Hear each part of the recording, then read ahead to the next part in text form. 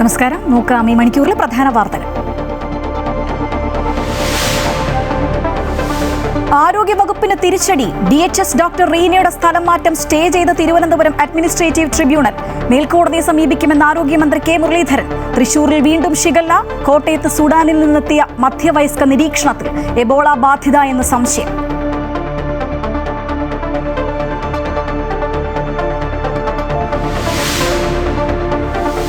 അവയവക്കടത്ത് കേസിൽ കുരുക്കുമുറുക്കി ഇഡി. സംസ്ഥാനത്തെ വിവിധ സ്വകാര്യ ആശുപത്രികളിലും മുഖ്യപ്രതി നജീബ് കല്ലഡ്രയുടെ വീട്ടിലുമടക്കം 9ഓളം കേന്ദ്രങ്ങളിൽ ഒരേ സമയം റെയ്ഡ്.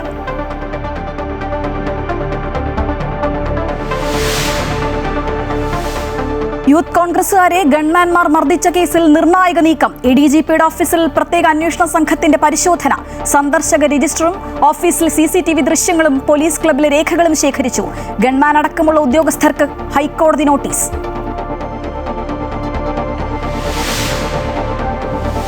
മുല്ലപ്പെരിയാറിൽ പുതിയ അണക്കെട്ട് അനുവദിക്കില്ലെന്ന് വിജയ് സർക്കാരിന്റെ നയപ്രഖ്യാപനം. പുതിയ അണക്കെട്ടിനുള്ള കേരളത്തിന്റെ ശ്രമങ്ങൾ തടയും. അറ്റകുറ്റപ്പണി നടത്തുമെന്നും ജലനിരപ്പ് ഉയർത്തുമെന്നും പ്രഖ്യാപനം.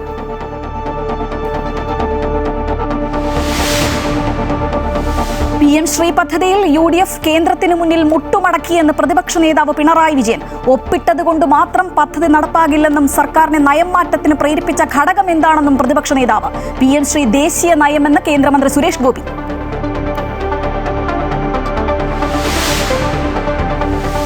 പത്തനംതിട്ട ഗവിയിൽ വനത്തിനുള്ളിൽ യുവതിയെ മരിച്ച നിലയിൽ കണ്ടെത്തിയ സംഭവത്തിൽ യുവാവ് കസ്റ്റഡിയിൽ. ബലാത്സംഗത്തിന് ശേഷം കൊല നടത്തിയെന്ന് പ്രതിയുടെ മൊഴി.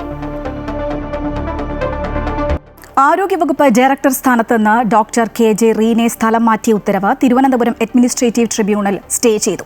നീതി നിഷേധം ചൂണ്ടിക്കാട്ടി സർക്കാരിനെതിരെ ഡോക്ടർ റീന നൽകിയ പരാതിയിലാണ് നടപടി.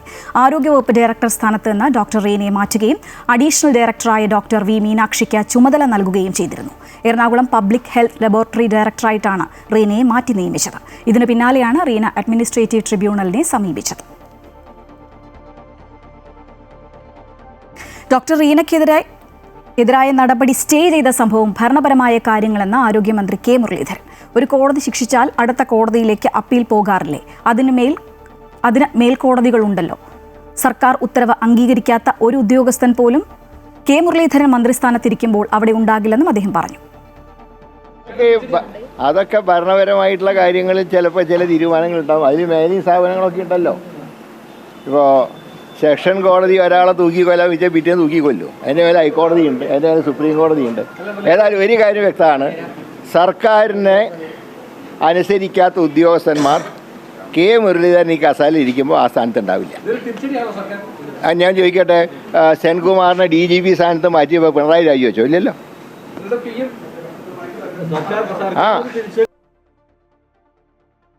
വീണ്ടും ഷിഗല്ല. അരിമ്പൂർ സ്വദേശികളായ ദമ്പതികൾക്കാണ് ഷിഗല്ല സ്ഥിരീകരിച്ചത്. ഇന്നലെയാണ് അസുഖം സ്ഥിരീകരിച്ചത്.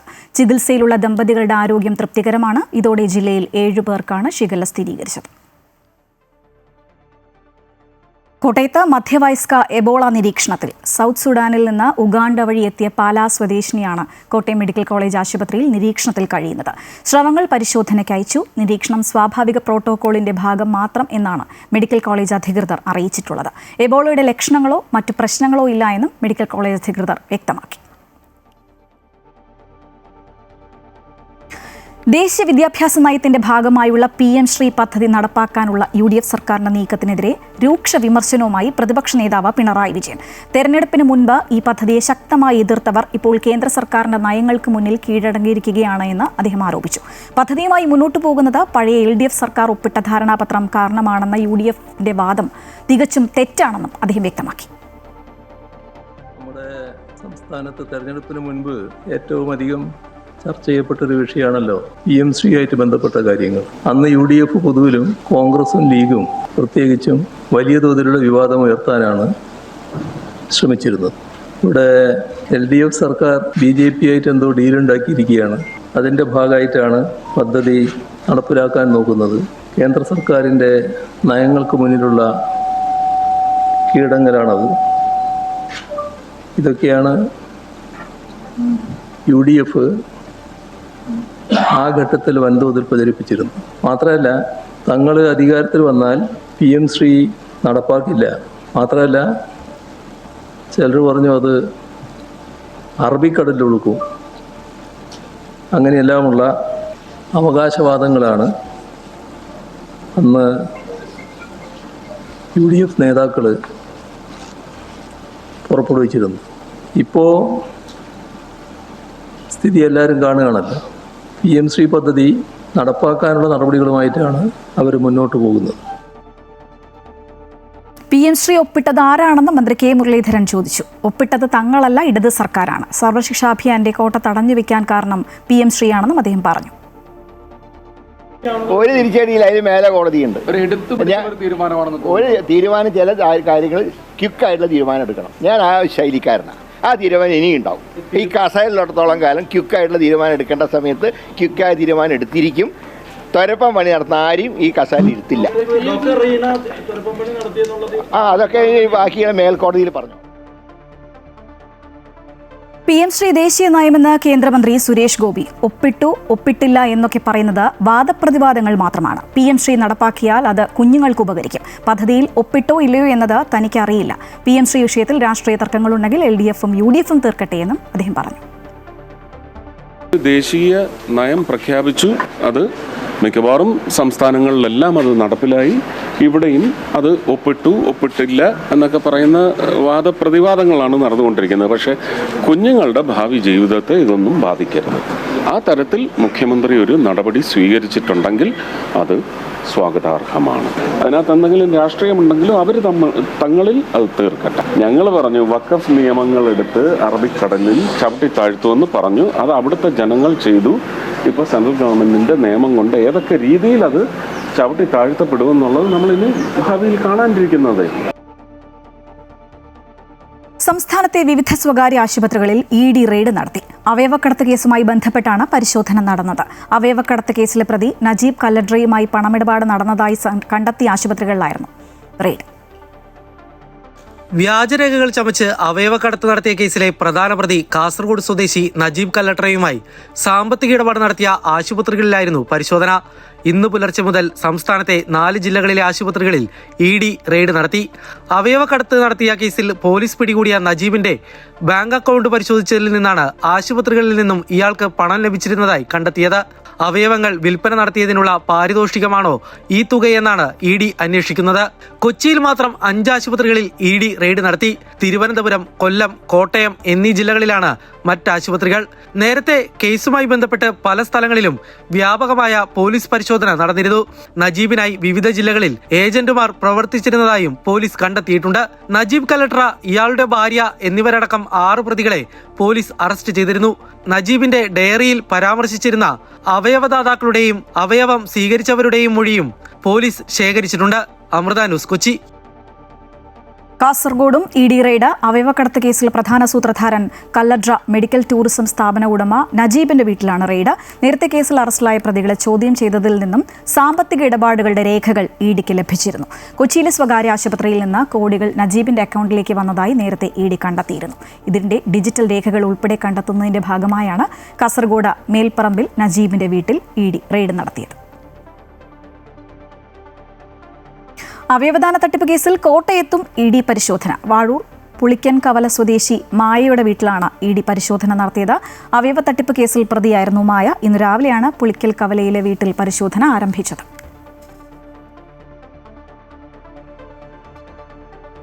മെഡിക്കൽ ടൂറിസത്തിന്റെ മറവിൽ കോടികളുടെ അവയവ കച്ചവടം നടന്നെന്ന കേസിൽ കൊല്ലത്തും ED റെയ്ഡ്. കൊല്ലം ആയത്തിൽ സ്വദേശിനിയും കേസിലെ പ്രതിയുമായ ശ്രീജയുടെ വീട്ടിലാണ് രാവിലെ 6 മണി മുതൽ എൻഫോഴ്സ്മെന്റ് ഡയറക്ടറേറ്റ് റെയ്ഡ് ആരംഭിച്ചത്. കേന്ദ്ര പോലീസിന്റെ സുരക്ഷാ വലയത്തിൽ നടന്ന പരിശോധനയിൽ ED ഉദ്യോഗസ്ഥർക്കൊപ്പം ബാങ്ക് ഉദ്യോഗസ്ഥരും പങ്കെടുത്തു. വീട്ടിൽ നിന്ന് രേഖകളും സാമ്പത്തിക ഇടപാടുകളുമായി ബന്ധപ്പെട്ട വിവരങ്ങളും ഉദ്യോഗസ്ഥർ പരിശോധിച്ചു. വ്യാജരേഖകൾ ചമച്ച് നിയമവിരുദ്ധമായി അവയവ കച്ചവടം നടത്തിയെന്ന കേസിൽ ശ്രീജയെ മറ്റൊരു ഏജന്റായ പട്ടത്താനം സ്വദേശി സുധീറിനെയും കഴിഞ്ഞ മാസം കിളികൊല്ലൂർ പോലീസ് അറസ്റ്റ് ചെയ്തിരുന്നു. ശ്രീജയുടെ മൊബൈൽ ഫോൺ പരിശോധിച്ചതിൽ എറണാകുളത്ത് നടന്ന അവയവ കച്ചവടവുമായി ബന്ധപ്പെട്ട വ്യക്തമായ തെളിവുകൾ ലഭിച്ചിരുന്നു. പോലീസിന്റെ അന്വേഷണത്തിൽ പുറത്തുവന്ന അവയവ കച്ചവട കേസിൽ ഇപ്പോൾ സാമ്പത്തിക കുറ്റകൃത്യങ്ങളാണ് ED പരിശോധിക്കുന്നത്.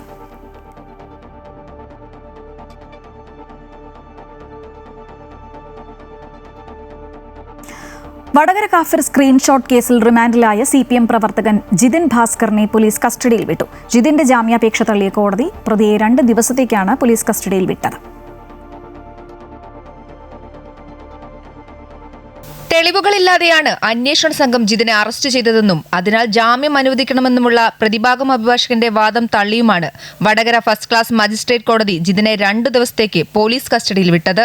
കേസുമായി ബന്ധപ്പെട്ട് ജിതിനെ കൂടുതൽ ചോദ്യം ചെയ്യേണ്ടതുണ്ടെന്ന് പ്രത്യേക അന്വേഷണ സംഘം കോടതിയെ ബോധിപ്പിച്ചിരുന്നു. 5 ദിവസം കസ്റ്റഡി അപേക്ഷ നൽകിയിരുന്നുവെങ്കിലും 2 ദിവസം മാത്രമാണ് നൽകിയത്. 20 വൈകിട്ട് 5 മണിവരെയാണ് കസ്റ്റഡി സമയം. ജിതിൻ ഭാസ്കറിന് സ്ക്രീൻഷോട്ട് നിർമ്മിക്കാൻ ആരുടെയെങ്കിലും സഹായം ലഭിച്ചിട്ടുണ്ടോ തുടങ്ങിയ കാര്യങ്ങളിൽ കൂടുതൽ വ്യക്തത വരുത്താൻ ജിതിനെ അന്വേഷണ സംഘത്തിന്റെ കസ്റ്റഡിയിൽ വേണമെന്നാണ് പ്രോസിക്യൂഷൻ അഭിഭാഷകൻ കോടതിയിൽ വാദിച്ചത്. തെളിവ് നശിപ്പിക്കാൻ ഫോൺ ജിതിൻ റീസെറ്റ് ചെയ്ത കാര്യവും പ്രോസിക്യൂഷൻ കോടതിയെ അറിയിച്ചു. ജിതിൻ അയച്ച കാഫിർ സന്ദേശമാണ് വടകര സ്ക്വാഡ് എന്ന വാട്സ്ആപ്പ് ഗ്രൂപ്പ് വഴി ഡിവൈഎഫ്ഐ നേതാവ് റിബേഷ് രാമകൃഷ്ണൻ ലഭിച്ചതെന്നാണ് അന്വേഷണ സംഘത്തിന്റെ കണ്ടെത്തൽ. സ്ക്രീൻഷോട്ട് പ്രചരിപ്പിച്ചതിലെ തെളിവുകൾ ഉൾപ്പെടുന്ന ഡാറ്റ മൊബൈൽ ഫോൺ റീസെറ്റ് ചെയ്ത് നശിപ്പിച്ചതിനാൽ ജില്ലാ ഫോറൻസിക് വിഭാഗത്തിന് വീണ്ടെടുക്കാനായിട്ടില്ലെന്നാണ് റിമാൻഡ് റിപ്പോർട്ടിൽ പറയുന്നത്.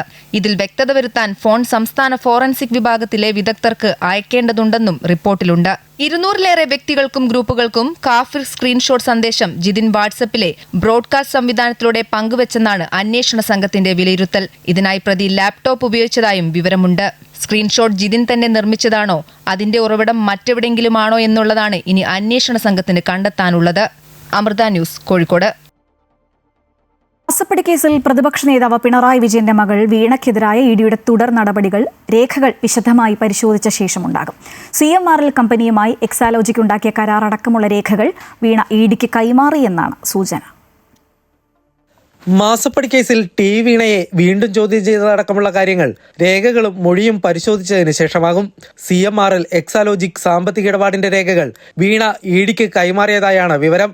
ചോദ്യം ചെയ്യലിനെത്തുമ്പോൾ രേഖകൾ ഹാജരാക്കാൻ വീണയ്ക്ക് ഇഡി നിർദ്ദേശം നൽകിയിരുന്നു. 2,78,00,000 രൂപ CMRL നിന്നും വീണയുടെ എക്സാലോജിക് കമ്പനി കൈപ്പറ്റിയിരുന്നതായാണ് ഇഡിയുടെ കണ്ടെത്തൽ. കേസിൽ കൂടുതൽ പേരുടെ ചോദ്യം ചെയ്യൽ തുടരുകയാണ്. CMRL ജീവനക്കാരുടെ മൊഴി കൂടി പരിശോധിച്ചതിന് ശേഷം വീണയെ വീണ്ടും വിളിപ്പിച്ചേക്കും. അതേസമയം കേസിൽ അന്വേഷണം നടത്തിയ സീരിയസ് ഫോർട്ട് ഇൻവെസ്റ്റിഗേഷൻ ഓഫീസ് പിടിച്ചെടുത്ത രേഖകൾ ഇഡിക്ക് ഇന്ന് ലഭിച്ചേക്കും.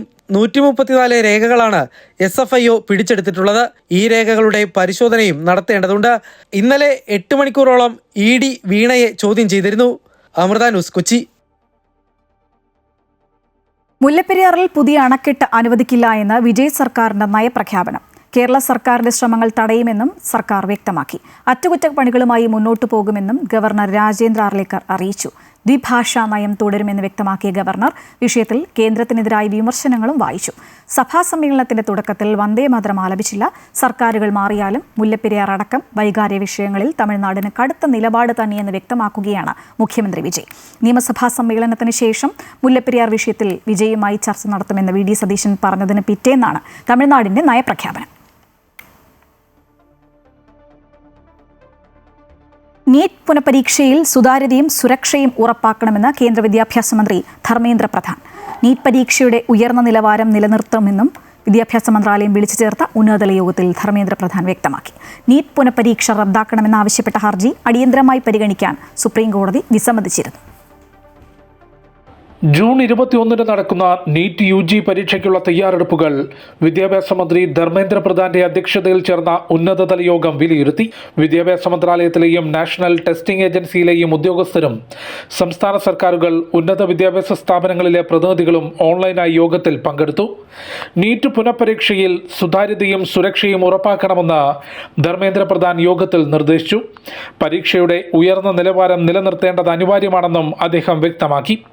നീറ്റ് പരീക്ഷയുടെ ചോദ്യപേപ്പർ തയ്യാറാക്കുന്നതിലും സൂക്ഷിക്കുന്നതിലും സമഗ്രമായ മാറ്റം ഇത്തവണ NTA കൊണ്ടുവന്നിരുന്നു. കൂടാതെ സുരക്ഷയ്ക്കായി കേന്ദ്രസേനയെയും ചോദ്യപേപ്പറുകൾ എത്തിക്കുന്നതിന് വ്യോമസേനയുടെയും സഹായം തേടിയിട്ടുണ്ട്. നേരത്തെ നീറ്റ് പുനഃപരീക്ഷ റദ്ദാക്കണമെന്നാവശ്യപ്പെട്ടുള്ള ഹർജി അടിയന്തരമായി പരിഗണിക്കാൻ സുപ്രീം കോടതി വിസമ്മതിച്ചിരുന്നു. നീറ്റ് പരീക്ഷയുമായി ബന്ധപ്പെട്ട ഹർജികൾ പരിഗണിക്കുന്ന ബെഞ്ച് വിഷയം ജൂലൈയിൽ പരിഗണിക്കും. നീറ്റ് പരീക്ഷ റദ്ദാക്കിയ സമ്മർദ്ദത്തിൽ വിദ്യാർത്ഥികൾ ആത്മഹത്യ ചെയ്ത സംഭവങ്ങളുടെ ഉത്തരവാദിത്വം ഏറ്റെടുക്കണമെന്നും വിദ്യാഭ്യാസ മന്ത്രി രാജിവെക്കണമെന്നും ആവശ്യപ്പെട്ട് പ്രതിപക്ഷം പ്രതിഷേധം ശക്തമാക്കി. അമൃത ന്യൂസ്, ന്യൂഡൽഹി. ഈ വർഷത്തെ ഹജ്ജ് തീർത്ഥാടന നടപടികൾ വിജയകരമായി പൂർത്തിയാക്കിയതായി ന്യൂനപക്ഷകാര്യ മന്ത്രാലയം. തീർത്ഥാടകരുടെ സുരക്ഷ ഉറപ്പാക്കിയുള്ള മികച്ച ഏകോപനത്തിന് സൗദി ഹജ്ജ് ഉംറ മന്ത്രാലയം ഇന്ത്യൻ ഹജ്ജ് മിഷന് 2 ലബായത്ത് അവാർഡുകൾ നൽകി ആദരിച്ചു. തീർത്ഥാടകരുടെ സുരക്ഷയും സൗകര്യവും ഉറപ്പാക്കുന്നതിനായി അടുത്ത വർഷം AI സാങ്കേതികവിദ്യ ഉപയോഗപ്പെടുത്തുമെന്നും ന്യൂനപക്ഷകാര്യ വകുപ്പ് മന്ത്രി കിരൺ റിജിജു അറിയിച്ചു. ഈ വർഷത്തെ ഹജ്ജ് തീർത്ഥാടന നടപടികൾ പരാതികൾ പരിഹരിച്ച് മികച്ചതായി പൂർത്തിയാക്കാൻ സാധിച്ചെന്ന് ന്യൂനപക്ഷകാര്യ മന്ത്രാലയത്തിന് കീഴിൽ ചേർന്ന അവലോകന യോഗം വിലയിരുത്തി. 1,75,025 തീർത്ഥാടകർ ഇത്തവണ ഹജ്ജ് കർമ്മം ചെയ്തു. 400-ലധികം വിമാന സർവീസുകൾ ഇതിനായി ഏർപ്പെടുത്തി. മഹ്റമില്ലാതെ 5,400-ലധികം സ്ത്രീകൾ ഹജ്ജ് കർമ്മം നിർവഹിച്ചു. 2026-ലെ ഹജ്ജ് നടപടികൾ ഏറ്റവും മികച്ചതായി പൂർത്തിയാക്കാൻ സാധിച്ചുവെന്ന് ന്യൂനപക്ഷകാര്യ വകുപ്പ് മന്ത്രി കിരൺ റിജിജു പറഞ്ഞു. തീർത്ഥാടകരുടെ സുരക്ഷ ഉറപ്പാക്കിയുള്ള മികച്ച ഏകോപനത്തിന് സൗദി ഹജ്ജ് ഉംറ മന്ത്രാലയം ഇന്ത്യൻ ഹജ്ജ് മിഷന് 2 ലബ്ബായത്ത് അവാർഡുകൾ നൽകി ആദരിച്ചതായും അദ്ദേഹം അറിയിച്ചു. प्राइम जगह जैसे इस बार भी मीना में हमारा लोकेशन है और मदीना में वो सर्कुलर फेरिफेरल रोड से बाहर एक भी हमारा एकोमोडेशन नहीं, सब अंदर में, क्योंकि हर दिन आना पड़ता है. तो इसलिए वहाँ जो लोकेशन है, एकोमोडेशन का लोकेशन है, ये बहुत बहुत महत्वपूर्ण है, इम्पोर्टेंट है. इसलिए जैसे मदीना में फेरिफेरल रोड से बाहर कोई नहीं है, क्योंकि मैं जब विजिट किया तो हमने ही कहा कि हमको इसी का अंदर रहना है, बाहर से अंदर आना, कोई पैदल आएंगे गाड़ी से आएंगे, उससे व्यवस्था में कठिनाई होती है. വോളണ്ടിയർമാരുടെ മികച്ച സേവനം പരാതികൾ കുറയ്ക്കാൻ കാരണമായി. ഇൻഷുറൻസ് തുക വർദ്ധിപ്പിച്ചതും ഹാജിമാരുടെ മരണനിരക്ക് കുറയ്ക്കാനായതും നേട്ടമാണ്.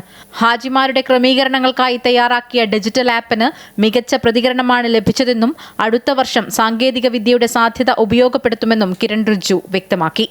അമൃത ന്യൂസ്, ന്യൂഡൽഹി.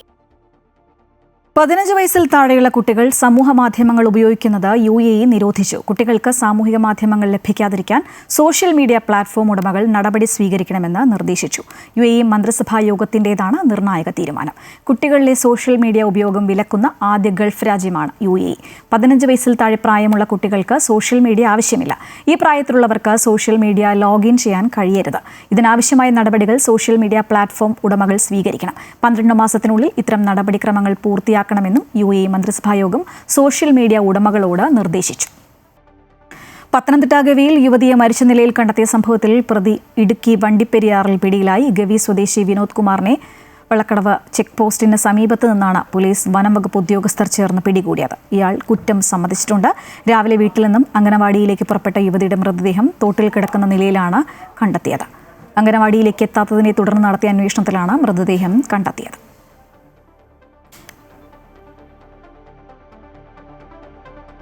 ഗവി കൊലപാതക കേസിൽ പ്രതി വിനോദ് കുമാർ കുറ്റം സമ്മതിച്ചതായി പത്തനംതിട്ട SP ആനന്ദാർ പ്രതിയെ വിശദമായി ചോദ്യം ചെയ്യും. മരണകാരണം ഇൻക്വസ്റ്റിനും പോസ്റ്റ്മോർട്ടത്തിനും ശേഷമേ വ്യക്തമാകൂ.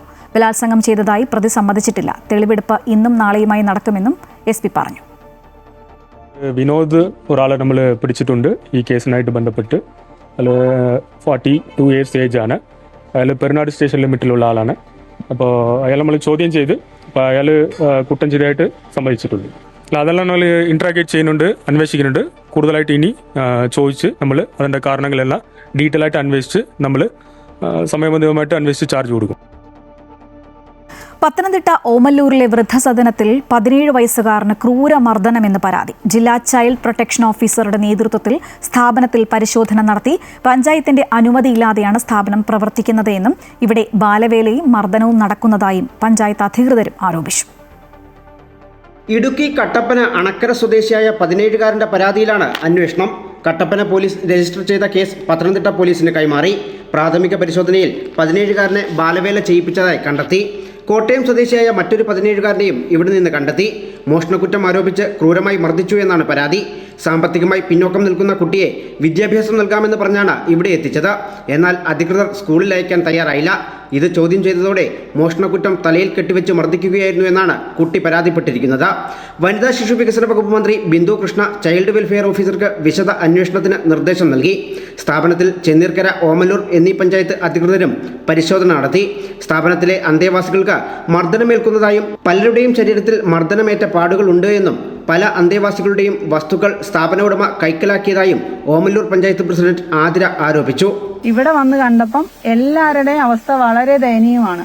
അവിടെ കയറി മുകളിലോട്ടൊക്കെ പോയപ്പോഴത്തേന് അവരെ എല്ലാം ക്രൂരമായി പീഡിപ്പിക്കുന്ന അവസ്ഥയാണ് നമ്മൾ കണ്ടത്. കാരണം 1-2 ആളുകളുടെ പുറത്തെല്ലാം ഇടിച്ച് ചതഞ്ഞ പാടുകളാണ് കാണാൻ കഴിഞ്ഞത്.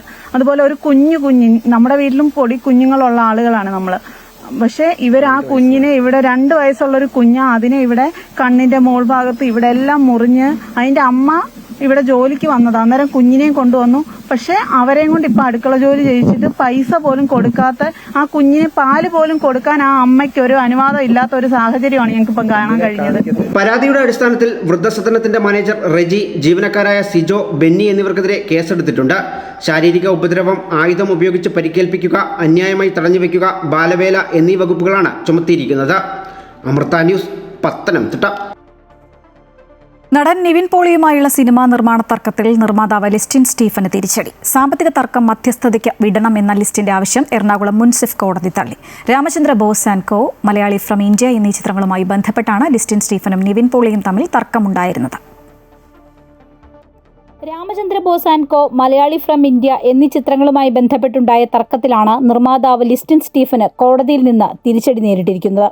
2012 സെപ്റ്റംബർ 12-നാണ് രാമചന്ദ്ര ബോസ് ആൻഡ് കോ എന്ന ചിത്രത്തിന്റെ നിർമ്മാണ കരാർ ഒപ്പുവെച്ചത്.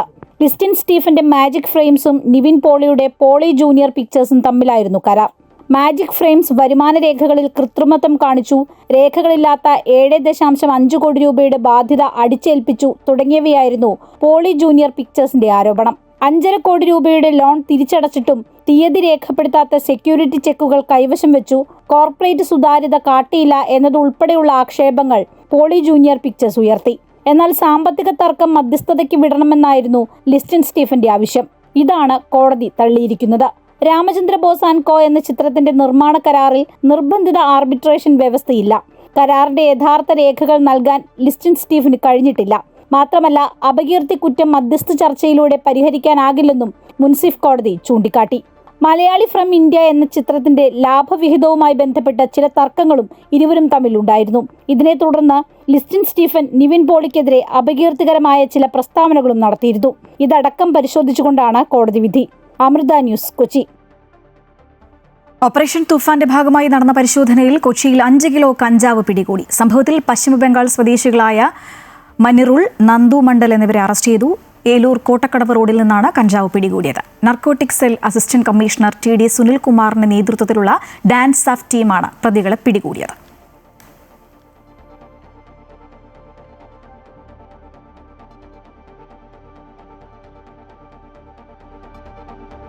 മഹാരാഷ്ട്രയിലെ NCP ശരത് പവാർ വിഭാഗവും ശിവസേന ഉദ്ധവ് വിഭാഗവും കടുത്ത പ്രതിസന്ധിയിൽ. ഉദ്ധവ് പക്ഷം വിളിച്ച പാർലമെന്ററി പാർട്ടി യോഗത്തിൽ 6 MP-മാർ വിട്ടുനിന്നു. വിമത MP-മാർ ഷിൻഡെയ്ക്കൊപ്പം ചേർന്ന് NDAയുടെ ഭാഗമാകും. ശരത് പവാർ വിഭാഗം MP-മാരും NDAയുമായി ചർച്ച നടത്തി. മഹാരാഷ്ട്രയിൽ ഒരിക്കൽ പിളർന്ന ശിവസേന NCP പാർട്ടികൾ വീണ്ടും പ്രതിസന്ധി നേരിടുകയാണ്. ശിവസേന ഉദ്ധവ് പക്ഷത്തെ 9-ൽ 6 MP-മാരും ഉപമുഖ്യമന്ത്രി ഏക്നാഥ് ഷിൻഡെയ്ക്കൊപ്പം ചേർന്ന് NDAയുടെ ഭാഗമാകും. ഇന്ന് ഉദ്ധവ് പക്ഷം വിളിച്ച പാർലമെന്ററി പാർട്ടി യോഗത്തിൽ നിന്ന് 6 MP-മാരും വിട്ടുനിന്നു. MP-മാർക്കൊപ്പം മുതിർന്ന നേതാക്കളും ഉദ്ധവിനെ കൈവിടുമെന്നാണ് സൂചന. ശരത് പവാർ നേതൃത്വം നൽകുന്ന NCPയും പിളർപ്പിന്റെ ആശങ്കയിലാണ്. ശരത് പവാറിനൊപ്പമുള്ള MP-മാരും MLA-മാരും ഉൾപ്പെടെയുള്ള നേതാക്കൾ ഉപമുഖ്യമന്ത്രി സുനേത്ര പവാർ നയിക്കുന്ന ഔദ്യോഗിക NCPയുടെ ഭാഗമാകും. പാർട്ടിയിലെ ലോക്സഭാംഗങ്ങളിൽ സുപ്രിയ സുലെ ഒഴികെയുള്ള 6 പേരും ചുവടുമാറ്റാനാണ് തീരുമാനം. നേരത്തെ അജിത് പവാർ NCP പിളർത്തി ഔദ്യോഗിക ചിഹ്നവും പേരും സ്വന്തമാക്കിയിരുന്നു. തൃണമൂൽ കോൺഗ്രസ് വിമത MP-മാർക്കൊപ്പം ഉദ്ധവ് ശരത് പവാർ വിഭാഗം MP-മാർ കൂടി എത്തുന്നതോടെ പാർലമെന്റിൽ BJP നേതൃത്വം നൽകുന്ന NDA കൂടുതൽ ശക്തമാകും. അമൃത ന്യൂസ്, ന്യൂഡൽഹി. MV ഗോവിന്ദനെതിരെ നൽകിയ മാനനഷ്ട കേസിൽ K സുധാകരൻ MP-ക്ക് തിരിച്ചടി. സുധാകരൻ നൽകിയ മാനനഷ്ട കേസ് കോടതി തള്ളി. കൊച്ചിയിലെ പ്രത്യേക കോടതിയുടേതാണ് നടപടി. മോൺസൺ മാവുകളുടെ വീട്ടിൽ പ്രായപൂർത്തിയാകാത്ത പെൺകുട്ടി പീഡിപ്പിക്കപ്പെടുമ്പോൾ K സുധാകരനും ആ വീട്ടിലുണ്ടായിരുന്നുവെന്ന് ഗോവിന്ദന്റെ പ്രസ്താവനയ്ക്കെതിരെയായിരുന്നു മാനനഷ്ട കേസ് നൽകിയിരുന്നത്. 2023-ലാണ് കേസിനാസ്പദമായ ആരോപണം ഉയർന്നത്. മോൺസൺ മാവുങ്കലിന്റെ വീട്ടിൽ പ്രായപൂർത്തിയാകാത്ത പെൺകുട്ടി പീഡിപ്പിക്കപ്പെടുമ്പോൾ K സുധാകരൻ ആ വീട്ടിലുണ്ടായിരുന്നുവെന്ന ദേശാഭിമാനി വാർത്ത ഉയർത്തിയാണ് CPM സംസ്ഥാന സെക്രട്ടറി MV ഗോവിന്ദൻ ആരോപണം ഉന്നയിച്ചത്. അതിജീവിതയുടെ രഹസ്യമൊഴിയിൽ സുധാകരൻ വീട്ടിലുണ്ടായിരുന്നതായി പറയുന്നു എന്ന തരത്തിലായിരുന്നു ദേശാഭിമാനി വാർത്ത. ഇത് എം.വി. ഗോവിന്ദൻ ഉന്നയിക്കുകയും സമൂഹ മാധ്യമങ്ങളിൽ തന്നെ അപകീർത്തിപ്പെടുത്തുകയും ചെയ്തുവെന്ന് ചൂണ്ടിക്കാട്ടിയാണ് കെ സുധാകരൻ ജനപ്രതിനിധികളുടെ കേസ് പരിഗണിക്കുന്ന എറണാകുളത്തെ പ്രത്യേക കോടതിയിൽ മാനനഷ്ട കേസ് ഫയൽ ചെയ്തിരുന്നത്. എം.വി. ഗോവിന്ദനെതിരെ തെളിവ് നൽകാൻ സുധാകരൻ നേരിട്ട് ഹാജരാകാത്തതോടെയാണ് കോടതി ഇന്ന് കേസ് തള്ളിയത്. ഇതേ ആരോപണത്തിൽ കഴമ്പില്ലെന്ന് കാട്ടി നേരത്തെ MV. Govindan crime branch clean chit നൽകുകയും ചെയ്തിരുന്നു. എം.വി. ഗോവിന്ദൻ, ദേശാഭിമാനി, പി ദിവ്യ എന്നിവരായിരുന്നു എതിർകക്ഷികൾ. കേസിൽ 2 തവണ അവസരം നൽകിയിട്ടും സുധാകരൻ നേരിട്ട് ഹാജരാകാതെ വന്നതോടെയാണ് കോടതിയുടെ നടപടി. അതേസമയം ഹൈക്കോടതിയിൽ അപ്പീൽ നൽകുമെന്ന് സുധാകരന്റെ അഭിഭാഷകൻ അറിയിച്ചിട്ടുണ്ട്. തനിക്കെതിരായ ആരോപണങ്ങൾ പി ശശി, അന്വേഷണ ഉദ്യോഗസ്ഥനായ DYSP റെസ്തോ എന്നിവരുടെ കുബുദ്ധി എന്നായിരുന്നു സുധാകരൻ പറഞ്ഞിരുന്നത്. ആരോപണം ഉന്നയിച്ചവർക്കെതിരെ നിയമം കൊണ്ട് മറുപടി പറയുമെന്ന് പറഞ്ഞ അതേ സുധാകരൻ തന്നെയാണ് കോടതിയിൽ തെളിവുകളുമായി ഹാജരാകാതിരുന്നത്. അമൃത ന്യൂസ്, കൊച്ചി. വിദേശ വിപണിയിൽ വൻ മാർക്കറ്റുള്ള മഡ് ക്രാബ് അഥവാ പച്ചക്കാലൻ ഞണ്ട് കൃഷിയിൽ വിജയം തീർക്കുകയാണ് കാസർഗോഡ് ITയിലെ ഷിബിൻ. കിലോയ്ക്ക് 2200 മുതൽ 3000 രൂപ വരെയാണ് വില. കവായി കായലിൽ ബോക്സുകളിലാക്കി വളർത്തുന്ന പച്ചക്കാലൻ ഞണ്ട് കയറ്റുമതിക്കായി ചെന്നൈയിലേക്കാണ് കൊണ്ടുപോകുന്നത്.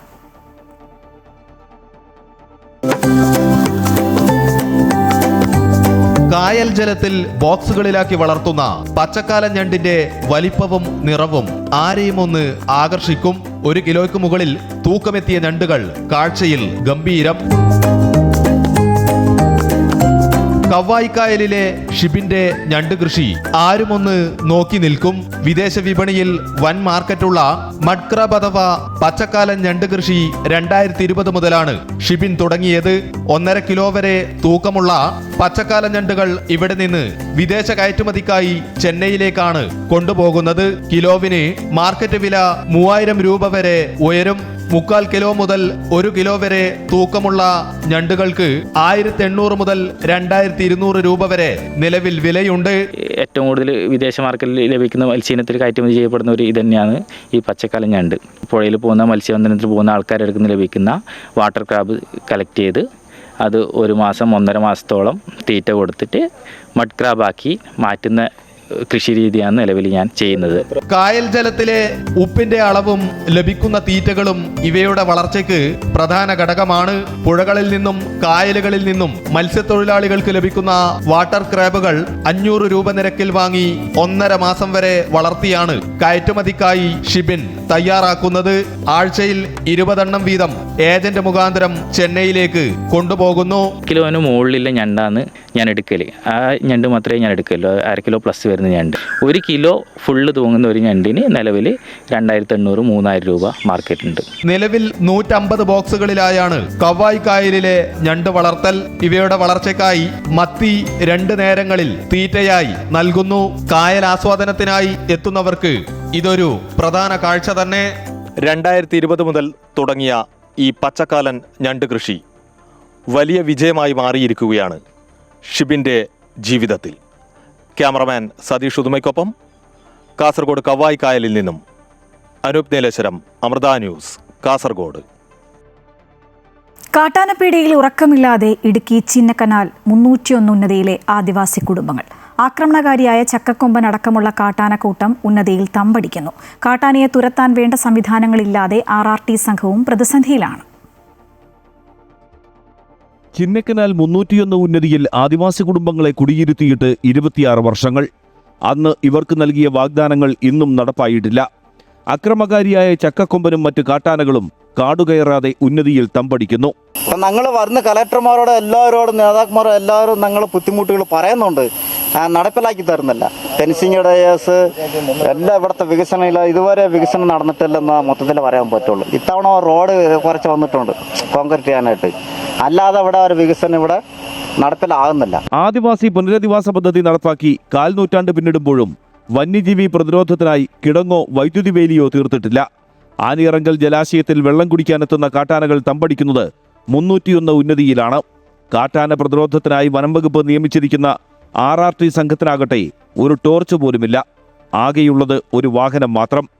വിവിധയിടങ്ങളിൽ കാട്ടാനകൾ ഒരേ സമയം ഇറങ്ങുമ്പോൾ ഓടിയെത്താനും ഇവർക്കാകുന്നില്ല.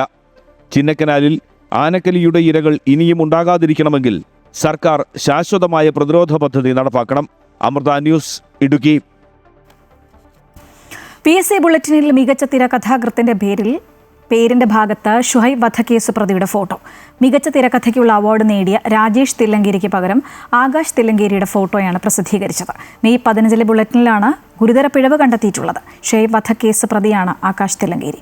സംഭവത്തിൽ PSC തെറ്റ് സമ്മതിച്ചിട്ടുണ്ട്. എവിടെയാണ് പിഴവ് സംബന്ധിച്ചത് എന്നതിൽ വ്യക്തതയില്ല. സംഭവത്തിൽ യൂത്ത് കോൺഗ്രസ് നിയമ നടപടി ആവശ്യപ്പെട്ട് മുഖ്യമന്ത്രിക്ക് കത്തയച്ചു.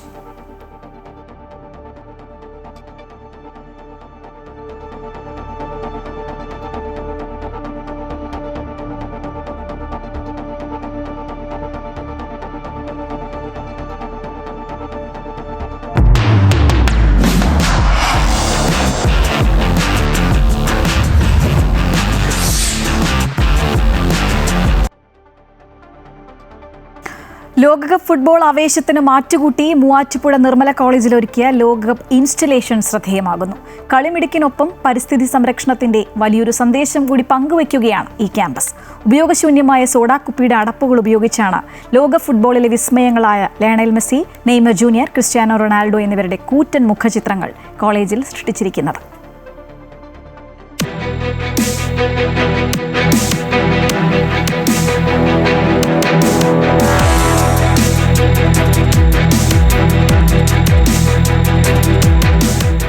വേസ്റ്റ് ടു വണ്ടർ എന്ന ആശയം മുൻനിർത്തിയാണ് നിർമ്മല കോളേജിലെ ബാസ്കറ്റ്ബോൾ കോർട്ടിൽ മനോഹര ദൃശ്യം ഒരുക്കിയിരിക്കുന്നത്.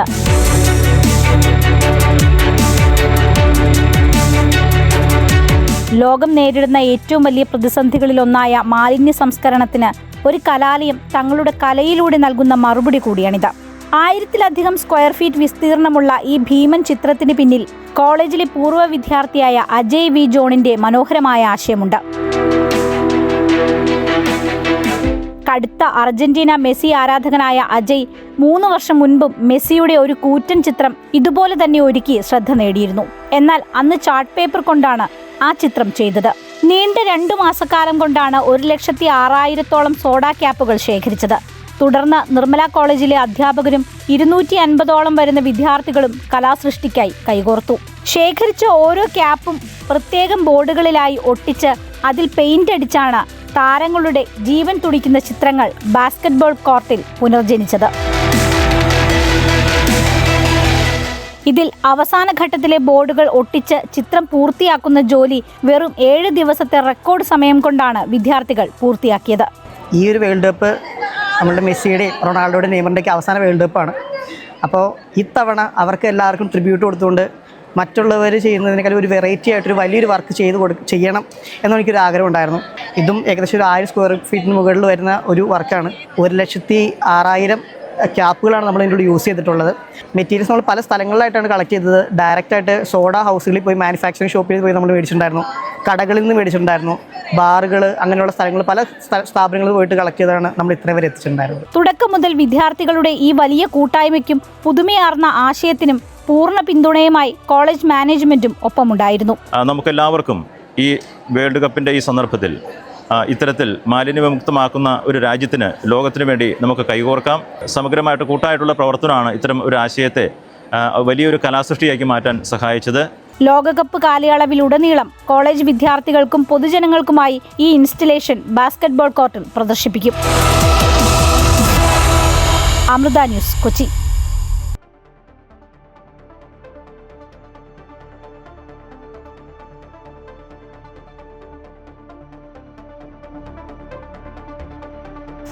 വിവാദ രക്ഷാപ്രവർത്തന കേസിലെ രേഖകൾ തിരുത്തിയെന്ന ആരോപണത്തിൽ ADGPയുടെ ഓഫീസിൽ SIT പരിശോധന. സന്ദർശക രജിസ്റ്റർ, ADGP ഓഫീസിലെ CCTV ദൃശ്യങ്ങൾ, പോലീസ് ക്ലബിലെ രേഖകൾ തുടങ്ങിയവയാണ് പരിശോധിച്ചത്. ഇതാദ്യമായാണ് അന്വേഷണത്തിന്റെ ഭാഗമായി ADGP ഓഫീസിൽ പരിശോധന നടക്കുന്നത്. DYSP ബൈജു പൗലോസ് നേതൃത്വത്തിലുള്ള പ്രത്യേക അന്വേഷണ സംഘം ഇന്നലെയാണ് ക്രമസമാധാന ചുമതലയുള്ള ADGPയുടെ ഓഫീസിൽ പരിശോധന നടത്തിയത്. MR അജിത് കുമാറിന്റെ പഴയ ഓഫീസാണ് ഇത്. നവകേരള യാത്രയ്ക്കിടെ പിണറായി വിജയന്റെ ഗൺമാന്മാർ യൂത്ത് കോൺഗ്രസ് പ്രവർത്തകരെ മർദ്ദിച്ച കേസിൽ ADGP MR അജിത് കുമാറിന്റെ ഓഫീസിൽ വെച്ച കേസ് രേഖകൾ തിരുത്തിയെന്ന SITക്ക് മൊഴി ലഭിച്ചിരുന്നു. ഇതിന്റെ അടിസ്ഥാനത്തിലാണ് പരിശോധന നടത്തിയത്. സംഭവം നടക്കുമ്പോൾ MR അജിത് കുമാർ ആയിരുന്നു ക്രമസമാധാന ചുമതലയുള്ള ADGP. ADGPയുടെ ഓഫീസിലുള്ള 2 SIമാരാണ് രേഖകൾ പരിശോധിച്ചതെന്നും പിന്നീട് ADGPയുടെ ഓഫീസിൽ നിന്നും തിരുത്തൽ വരുത്തിയെന്നുമായിരുന്നു മൊഴി. അതേസമയം കേസിലെ പ്രതികളായ 5 പോലീസുകാരുടെ മുൻകൂർ ജാമ്യം റദ്ദാക്കണമെന്ന സർക്കാർ അപ്പീലിൽ ഹൈക്കോടതി പ്രതികളുടെ വിശദീകരണം തേടി. ഈ മാസം 27-നകം മറുപടി നൽകണമെന്നാണ് നിർദ്ദേശം. പിണറായി വിജയന്റെ ഗൺമാന്മാരായിരുന്ന അനിൽ കല്ലിയൂർ, സന്ദീപ് എന്നിവരടക്കം 5 പ്രതികൾക്ക് ജാമ്യം നൽകിയത് റദ്ദാക്കണമെന്നാണ് ആവശ്യം. പ്രതികൾക്ക് ആലപ്പുഴ പ്രിൻസിപ്പൽ സെഷൻസ് കോടതിയാണ് മുൻകൂർ ജാമ്യം നൽകിയത്. അമൃത ന്യൂസ്, തിരുവനന്തപുരം. തൃശൂർ വടക്കാഞ്ചേരിയിൽ വിദ്യാർത്ഥികളെ കണ്ടക്ടർ ബസ്സിൽ കയറ്റാതിരുന്ന സംഭവത്തിൽ നടപടിയെടുത്ത മോട്ടോർ വാഹന വകുപ്പ്. കണ്ടക്ടർ രാംദാസിന്റെ ലൈസൻസ് സസ്പെൻഡ് ചെയ്തു. 3 മാസത്തേക്കാണ് ലൈസൻസ് സസ്പെൻഡ് ചെയ്തത്. രാംദാസിന് പ്രത്യേക ബോധവൽക്കരണ ക്ലാസ് നൽകാനും തീരുമാനമായി. കഴിഞ്ഞ ദിവസമാണ് ബസ്സിൽ കയറ്റാതിരുന്ന കണ്ടക്ടറോട് വിദ്യാർത്ഥികൾ സംസാരിക്കുന്നതും കൈകൂപ്പുന്നതുമായ ദൃശ്യങ്ങൾ സമൂഹമാധ്യമങ്ങളിലടക്കം പ്രചരിച്ചത്. കുറച്ചു കുട്ടികളെ ബസ്സിൽ കയറ്റിയ ശേഷം മറ്റു കുട്ടികളെ തടഞ്ഞുവെക്കുന്ന കണ്ടക്ടറുടെ ദൃശ്യങ്ങളാണ് പ്രചരിച്ചത്. വടക്കാഞ്ചേരി സ്വകാര്യ സ്കൂളിലെ 10ാം ക്ലാസ് വിദ്യാർത്ഥികൾക്കാണ് ദുരനുഭവമുണ്ടായത്. അതേസമയം തന്നെ കയറ്റാതിരുന്ന ബസ് കണ്ടക്ടറോട് ദേഷ്യമൊന്നുമില്ലെന്നും ബസ്സുകാർക്കെതിരെ നടപടിയൊന്നും എടുക്കരുതെന്നും പരാതിയില്ലെന്നും ദുരനുഭവമുണ്ടായ 10ാം ക്ലാസ്സുകാരൻ പ്രതികരിച്ചിരുന്നു. സംഭവത്തിൽ SFI അടക്കമുള്ള സംഘടനകൾ പ്രതിഷേധിച്ചിരുന്നു. സംഭവം ചർച്ചയായതോടുകൂടി കണ്ടക്ടറെ മോട്ടോർ വാഹന വകുപ്പ് വിളിച്ചു വരുത്തുകയായിരുന്നു. തുടർന്നാണ് നടപടി. കണ്ടക്ടർ രാംദാസിന്റെ ലൈസൻസ് സസ്പെൻഡ് ചെയ്തു. 3 മാസത്തേക്കാണ് ലൈസൻസ് സസ്പെൻഡ് ചെയ്തത്. രാംദാസിന് പ്രത്യേക ബോധവൽക്കരണ ക്ലാസുകൾ നൽകാനും തീരുമാനമായി. അമൃത ന്യൂസ്, തൃശൂർ.